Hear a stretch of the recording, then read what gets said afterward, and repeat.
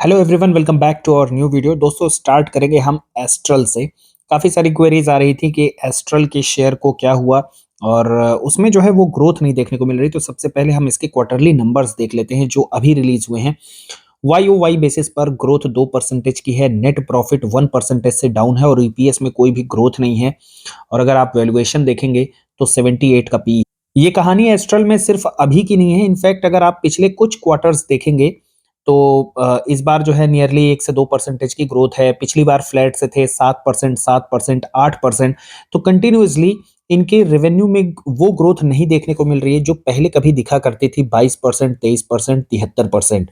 और इसके पहले भी इवन एस्ट्रल ने नियरली 100% तक की ग्रोथ जो है अपने बिजनेस में दिखाई। एक्चुअली पहले एक टाइम था जब 2021 से 2022 का समय रहा है, जब वहाँ पे काफ़ी सारे कैपेक्स भी प्लान हुए। गवर्नमेंट की तरफ से कई सारी स्कीम्स आई और 2020 यानी कोविड का एक लो बेस का भी फैक्टर रहा है, जिसकी वजह से एस्ट्रल में एक अच्छी ग्रोथ देखने को मिल रही थी। और कंपनी फिनोमिनली मतलब हर क्वार्टर में बढ़िया रिजल्ट भी पोस्ट कर रही थी। मार्जिन्स भी काफ़ी अच्छे थे। इनफैक्ट आप देखेंगे 18% से ऊपर के नियरली मार्जिन हुआ करते थे और उसके बाद मार्जिन में भी प्रेशर देखने को मिला है। सिर्फ एक बार 20% के मार्जिन आए हैं और उसके बाद जो है नियरली 15 से 16% के मार्जिन पर कंसिस्टेंट रही। इसके साथ साथ ये जो सेक्टर है ये काफ़ी ज़्यादा क्राउडेड है। हर एक छोटा प्लेयर जो है इस सेक्टर में एंटर कर चुका है। और एस्ट्रल के अलावा प्रिंस पाइप्स भी हैं और कुछ और भी कंपनियां हैं, जैसे स्कीपर की भी बात करें ट्रांसमिशन सेक्टर में है, बट स्टिल वो भी जो है तो पॉलीमर पाइप्स के सेगमेंट में उतर चुकी है। तो यहाँ पर बहुत ज़्यादा क्राउडेड हो चुका है ये सेक्टर, बहुत ज़्यादा कॉम्पिटिशन है, जिसकी वजह से मार्जिन्स पर भी डेंट आया है। एंड ग्रोथ जो है एज सच उतनी ज़्यादा देखने को नहीं मिली, may be because of the low economic activity and low infrastructure growth. और जब तक यहाँ पे वैल्यूएशन हाई रहेंगे तो मुझे नहीं लगता कि शायद यहाँ पे ऐसा कुछ ग्रोथ देखने को मिलेगा। तो शायद पी की डीरेटिंग देखने को कंटिन्यूअसली मिले, क्योंकि स्टॉक 100 के पी के अराउंड भी ट्रेड करता था, उसके ऊपर ट्रेड करता था और अब आप देखेंगे अपने लोएस्ट वैल्यूएशन के आसपास ये स्टॉक जो है ट्रेड कर रहा है। ऑल्दो इनका जो मार्च क्वार्टर होता है वो स्ट्रॉन्गेस्ट होता है, यानी क्वार्टर 4 जो आएगा वो स्ट्रॉन्गेस्ट क्वार्टर होता है एस्ट्रल के लिए। तो उसके नंबर भी देखने काफी इंपॉर्टेंट होंगे कि वहां पे क्या अब वो ग्रोथ दिखा पा रहा है स्ट्रॉन्ग क्वार्टर होने के बावजूद या नहीं दिखा पा रहा है। अगर नहीं दिखा पा रहा है तो डेफिनेटली सेक्टर में कुछ ना कुछ अभी भी प्रॉब्लम चल रहे हैं, कंपटीशन काफ़ी ज़्यादा है एंड हाई वैल्यूएशन की वजह से यहाँ पर थोड़ा-सा तो दिक्कत और परेशानियाँ इन्वेस्टर्स को हो सकती हैं। इसके अलावा अगर आगे हम बात करेंगे यहाँ पे काइनीज टेक्नोलॉजी के बारे में, अगेन वैल्यूएशन बहुत हाई। और एस्ट्रल के बारे में मैं एक और बात बता दूँ, इस स्टॉक में इन्वेस्टेड हुआ करता था मैं। और नियरली बोनस के बाद की बात करें तो नियरली 1600 या 1500 के अराउंड मेरा एवरेज प्राइस हुआ करता था। उसके बाद 2200 के अराउंड मैं इस स्टॉक से एग्जिट भी कर गया था।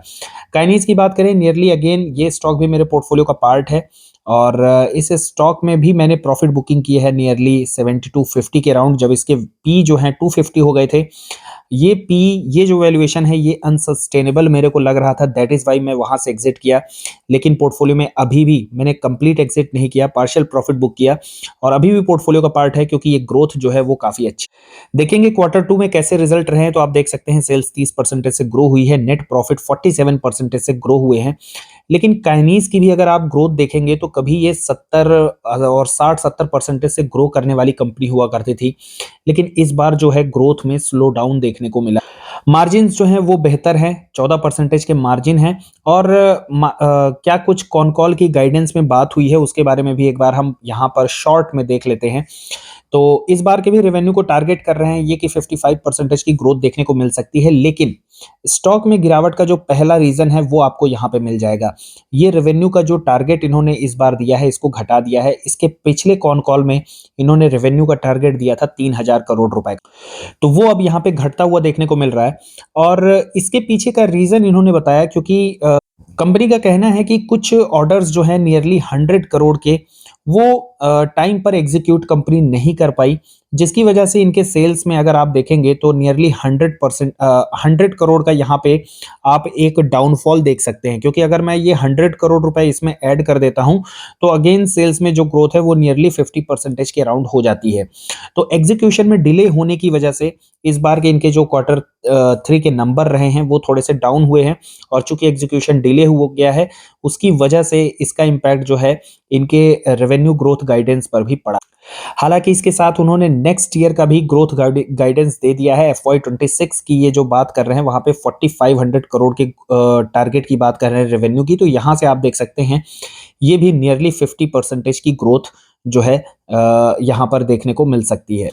बाकी इन्होंने कॉन कॉल में कोई भी स्लो डाउन वगैरह की बात नहीं की है। इनका भी मानना है कि ये जो इंडस्ट्री है ये 40 से 50 परसेंटेज से जो है तो ग्रो कर सकती है।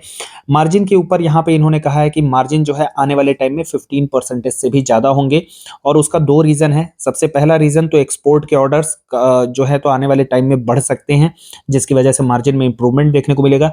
एंड नेक्स्ट है इनका ओसेट फैसिलिटी जो है अगले फाइनेंशियल ईयर यानी Q4 FY 26 तक जो है ये ऑपरेशनल हो जाएगी और यहाँ पर इन्होंने एक नई टेक्नोलॉजी को जो है तो इन्होंने इम्प्लीमेंट किया है, जिसकी वजह से इनके मार्जिन जो है as compared to other countries जो फॉरेन कंपनीज हैं उसके कंपैरिजन में यहाँ पे ये जो है तो ज़्यादा बेटर मार्जिन डिलीवर कर पाएंगे।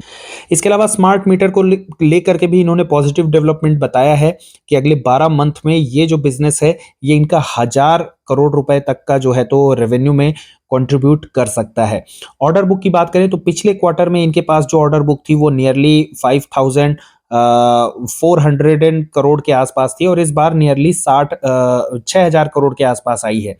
तो इसमें भी अगर आप देखेंगे तो क्वार्टर ऑन क्वार्टर बेसिस पर एक अच्छी ग्रोथ जो है वो देखने को मिल रही है।